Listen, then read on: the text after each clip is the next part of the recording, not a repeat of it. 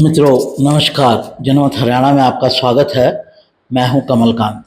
साथियों, कांग्रेस में आजकल दो तरह की कोशिशें चल रही हैं, दो स्तर पर एफर्ट हो रही है। एक एफर्ट तो ये चल रही है कि अगला चुनाव कैसे जीता जाए, क्योंकि लोकसभा के अगर रिजल्ट देखे जाएं तो मामला जो है वो 50-50 पर खड़ा है। ज़्यादा से ज़्यादा ये कह सकते हैं 51 कांग्रेस 49 बीजेपी। एंटी इनकम्बेंसी को देखते हुए, बीजेपी के इतिहास को देखते हुए 10 साल का राज हो चुका है। नॉर्मली कोई भी सरकारें मैक्सिमम 10 साल तक चलती हैं। आप यूपीए की सरकार देख लीजिए, जो 2004 में बनी और 2014 में चली। मोदी की सरकार एक एक्सेप्शन है जो तीसरी बार आई, लेकिन तीसरी बार में उसकी जो संख्या है वो कम हो गई। 2014 में उनकी सरकार बनी, 2019 में फिर बनी, 2024 में बनी, लेकिन संख्या कम हो गई क्योंकि लोगों में फैटीग फैक्टर आ जाता है, एंटी इनकम्बेंसी का फैक्टर आ जाता है, लोग थक जाते हैं। जो रूलिंग पार्टी होती है वो भी अपने आप को रिन्यू नहीं कर पाती है, मतलब उसका फेस वैसा ही रहता है जो 10 साल से चला जा रहा है या 10 साल में बन गया है।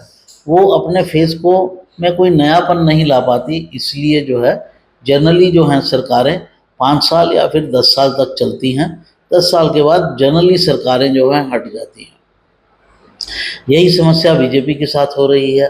बीजेपी हरियाणा में 10 साल से राज कर रही है और 10 साल से राज करने के बावजूद 10 साल के राज के बाद उसके खिलाफ एंटी इनकम्बेंसी का फैक्टर आ गया 2024 के लोकसभा चुनाव में। लेकिन फिर भी उसके बावजूद भी इसको देखने के दो नज़रिए हैं, आधा गिलास भरा हुआ है या आधा गिलास खाली है। जो लोग आधा गिलास खाली देखना चाहते हैं वो कहेंगे कि हमने बीजेपी की सरकार को 10 पर थी पिछली बार, 10 की 10 सीटें जीती थी, इस बार 5 सीटें जीती हैं। और जो लोग आधा गिलास भरा हुआ देखना चाहते हैं वो कहेंगे 10 साल के राज के बावजूद, 10 साल की एंटी इनकम्बेंसी के बावजूद हम 5 सीटें फिर ले आए। तो अगर इसको विधानसभा के नज़रिए से देखा जाए तो जो लोकसभा का परिणाम है विधानसभा के नज़रिए से बिल्कुल कांटे का है। और मैं तो बल्कि रिजल्ट को अगर कैलकुलेट करूंगा तो कहूँगा एक कदम बीजेपी आगे है, लेकिन माहौल को देखते हुए मैं कहूँगा एक कदम कांग्रेस आगे है। ऐसा मैं क्यों कह रहा हूँ? ऐसा इसलिए कह रहा हूँ कि हरियाणा में 90 असेंबली कॉन्स्टिट्यूंसीज हैं, 90 में से 44 सीटों पर बीजेपी आगे रही है। तो मध्य का आंकड़ा 45 ही है, 44 आगे रही है। एक सीट जो कोसली की रोहतक लोकसभा में पड़ती है उस पर कांग्रेस 2 वोटों से आगे रही है, तो उसको बराबर माना जाना चाहिए। तो एक तरह से 45 सीटों पर बीजेपी जो है वो इस स्थिति में है, 44 सीटों पर तो आगे है ही। अब कांग्रेस की बात करें तो इसमें से 4 सीटें जो हैं, जो बची हुई 45 सीटें हैं, उनमें से 4 सीटों पर आम आदमी पार्टी आगे रही है। अब आम आदमी पार्टी की सीटों को कांग्रेस के खाते में नहीं गिना जा सकता, मेरा ये मानना है। हालांकि कांग्रेस इनको अपने खाते में गिन रही है, कह रही है कि हमने कि वहाँ पर अलायंस किया था तो वो हमारी सीटें हैं। मैं ऐसा नहीं मानता। अगर विधानसभा में अगर दोनों के बीच अलायंस फिर से होता है तो भी कांग्रेस के हिस्से में कम सीटें आएंगी और आम आदमी पार्टी के हिस्से में सीटें आएंगी। अगर अलायंस नहीं होता है तो भी उन सीटों पर कम से कम, क्योंकि आम आदमी पार्टी फिर सभी सीटों पर लड़ेगी और फिर बहुत सारी सीटें ऐसी हो जाएंगी जो जिन पर त्रिकोणीय मुकाबला होगा बीजेपी, कांग्रेस और आम आदमी पार्टी का। और त्रिकोणीय मुकाबले में बीजेपी को एडवांटेज है क्योंकि आम आदमी पार्टी और कांग्रेस का वोट सेम ही है, एक ही जैसा वोट है और वो वहीं से निकलता है, वहीं से उनको हासिल होता है वोट मोटे तौर पर। तो लोकसभा चुनाव की अगर चर्चा की जाए तो 4 सीटें ऐसी हैं जो आम आदमी पार्टी ने जीती हैं और बाकी जो 41 सीटें बचती हैं वो कांग्रेस उन पर आगे रही है। तो अगर आप इस संख्या को एक आधार बनाएं तो मुकाबला कांटे का है। ये तो हुई कांग्रेस की जो पहली लड़ाई चल रही है कि चुनाव कैसे जीता जाए। इसके लिए जो है भूपेंद्र सिंह हुड्डा जो विपक्ष के नेता हैं, कांग्रेस के बड़े नेता हैं, वो जो हैं वो जो कार्यकर्ता हैं उनके सम्मेलन कर रहे हैं। आपको एक बात बता दूं, कांग्रेस में क्या प्रॉब्लम है कि कांग्रेस में संगठन नाम की चीज़ नहीं है। जहाँ बीजेपी में एक एक गली में संगठन का एक व्यक्ति खड़ा है, जिसको वो पन्ना प्रमुख कहते हैं, या अब आधा पन्ना प्रमुख की भी बात हो रही है। यानी एक एक पन्ने में लगभग 30 लोगों के नाम आते हैं, तो 15 लोगों पर एक वर्कर खड़ा करना। वहीं कांग्रेस में ऐसी कोई व्यवस्था नहीं है, और कांग्रेस जो है वो हवा के सहारे चलती है। जनता की पार्टी है, जनता ने उसको एक्सेप्ट कर लिया तो ठीक है, कुछ हवा के साथ। तो जो संगठन का रोल होता है वो उसमें कोई रोल प्ले नहीं करता है, वो कोई अपनी भूमिका अदा नहीं करता है। तो कांग्रेस में जो दूसरी लड़ाई है वो ये है कि मुख्यमंत्री कौन होगा, और इसके लिए दो लोग बिल्कुल एकदम जम के लगे हुए हैं। एक हैं भूपेंद्र सिंह हुड्डा, जो मैंने बताया कि कार्यकर्ता सम्मेलन कर रहे हैं, और दूसरी हैं कुमारी शैलजा। कुमारी शैलजा ने कल ये घोषणा की है कि वो उन सभी सीटों पर पैदल यात्रा करेंगी जहां पर बीजेपी ने बढ़त बनाई है, और ये बढ़त ज़्यादातर शहरी सीटों पर बनाई गई है। तो वो सभी शहरी सीटों, जो 44 सीटें हैं, 44 वो कह रही हैं, उनके ऊपर जो है वो पदयात्रा करेंगी। यानी एक तरफ भूपेंद्र सिंह हुड्डा लगे हुए हैं कार्यकर्ता सम्मेलन करने में, और दूसरी तरफ शैलजा जी अपना अलग सम्मेलन कर रही हैं। कोई कंबाइंड सम्मेलन दोनों नहीं कर रहे हैं। ऐसा क्यों है कि दोनों नेता अलग अलग क्यों लगे हुए हैं? क्योंकि दोनों ही इस बार मुख्यमंत्री बनना चाहते हैं। उनको चांसेस भी लग रहे हैं कि बीजेपी के हारने की काफ़ी संभावना है, कम से कम 50% संभावना तो है ही, जिस तरह के रिजल्ट आ रहे हैं, जिस तरह से लोगों में राय है।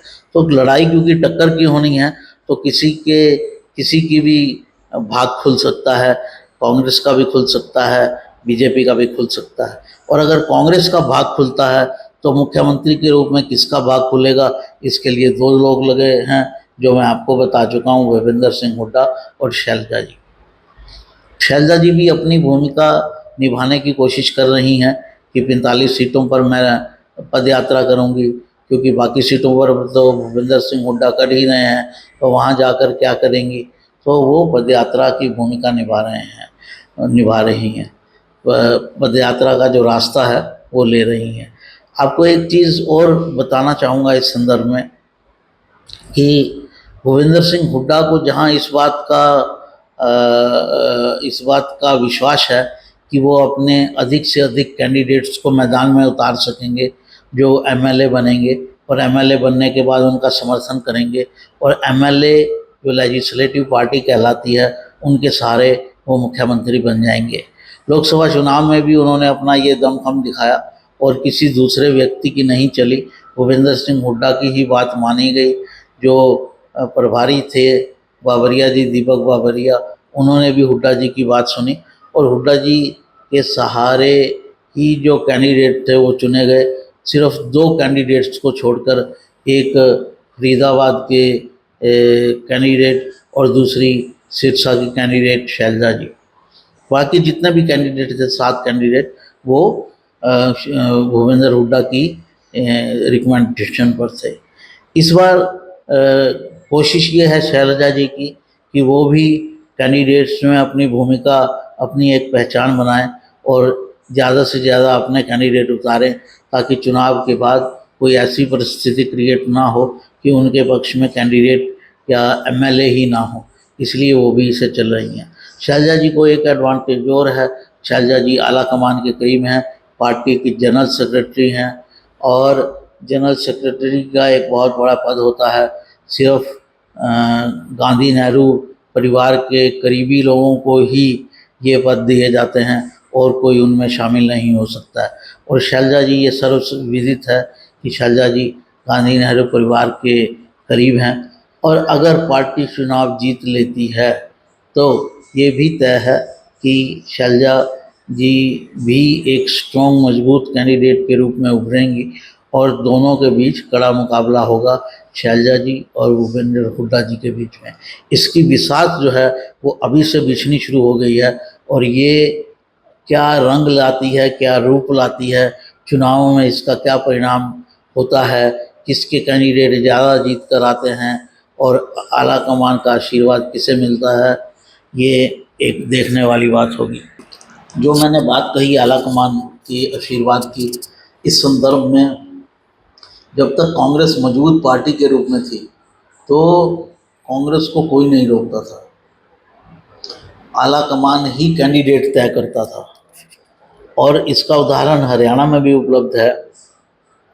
जब 2004 के अंदर कांग्रेस की सरकार बनी तो उस समय प्रदेश के अध्यक्ष भजन लाल थे, और भजन लाल पार्टी को बड़ी अच्छी सीटें दिलवा कर आए। लगभग 60 से ऊपर सीटें थी, जहाँ तक याद है 67 सीटें थी।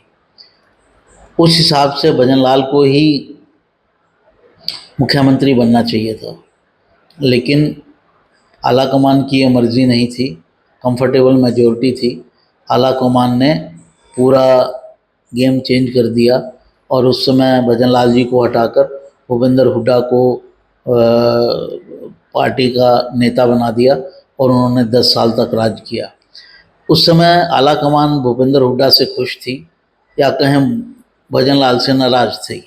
आज की तारीख में आलाकमान भूपेंद्र हुड्डा से बहुत खुश नहीं हैं, और शैलजा जी जो हैं वो उनकी आंखों का तारा बनी हुई हैं। इसलिए ये कुछ ना कुछ बवाल होने की स्थिति तो चुनाव के बाद बनेगी, ये तय है। लेकिन ये इस बात पर भी निर्भर करेगा कि कितनी सीटें आती हैं। अगर सीटों की संख्या कम हुई तो भूपेंद्र हुड्डा भारी पड़ेंगे, और अगर कंफर्टेबल मेजोरिटी आ गई तो शैलजा जी को एडवांटेज जाएगा। तो साथियों, एक तरह से शैलजा जी ने मैदान में उतरकर जो उन्होंने घोषणा की है कि वो पदयात्रा करेंगी, मैदान में उतरकर एक अपना जो दावेदारी है वो मजबूती से पेश कर दी है, और ये एक तरह से बता दिया है कि वो पीछे नहीं हटने वाली हैं, आखिर तक फाइट करेंगी। अब क्या होता है ये समय के साथ ही पता चलेगा। साथियों, इस अंक में इतना ही। आपसे अनुरोध है कि हमारे ये वीडियो आपको पसंद आए तो इसको लाइक कीजिए, शेयर कीजिए, आगे प्रेषित कीजिए अपनी मित्र मंडली में। आपका एक पुश का बटन सब्सक्राइब का हमारे हौसले को बहुत बढ़ाता है और हमको निश्चित रूप से उसका लाभ भी होता है। आपसे अनुरोध है कि ज़्यादा से ज़्यादा संख्या में सब्सक्राइब करें। नमस्कार। हरियाणा की हर राजनीतिक खबर के विश्लेषण के लिए हमारे चैनल जनमत हरियाणा को लाइक, शेयर और सब्सक्राइब करना ना भूलें। साथ ही बेल आइकन को भी प्रेस कर लें ताकि हर वीडियो की अपडेट आप तक पहुंचती रहे।